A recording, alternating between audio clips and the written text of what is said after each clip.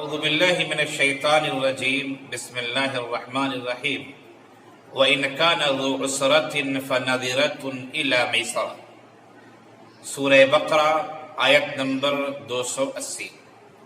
اللہ تعالیٰ کا ارشاد ہے کہ اگر مقروض تنگ دست ہو تو خوشحالی تک مہلت دے دو۔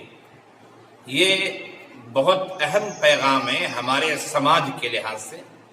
سماج میں بہت سارے لوگ مالدار ہوتے ہیں، بہت سارے غریب ہوتے ہیں۔ مالدار لوگ قرض دیتے ہیں، غریب لوگ قرض لیتے ہیں۔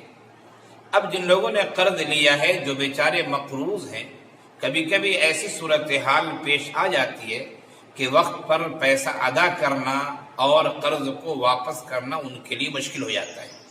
جن لوگوں نے قرض دیا ہے، جو اہل ثروت ہیں، مالدار ہیں، قرآن کریم کا یہ پیغام ان کے لیے ہے کہ محتاجوں کو، پریشان حال کو مہلت دے دو۔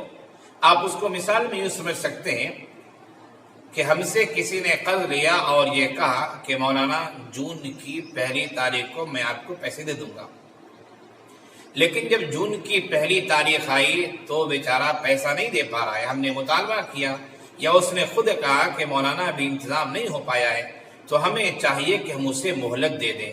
10 دن، 20 دن، 15 دن، جتنے دنوں مہلت مانگے ہمیں اسے مہلت دے دینا چاہیے۔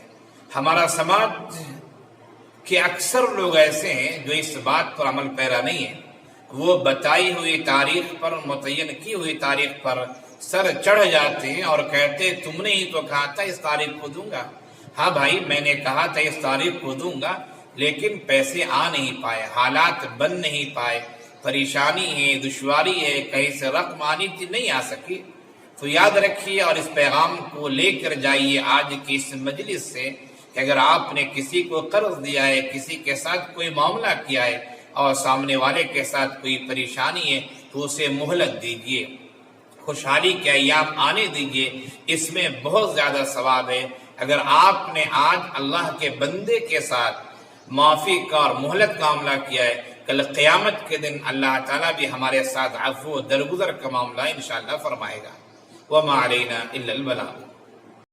مزید ویڈیوز کو حاصل کرنے کے لیے ہمارے چینل صوت الحق بگڈھرا کو سبسکرائب کر کے بیل آئیکن کو دبانا نہ بھولیں۔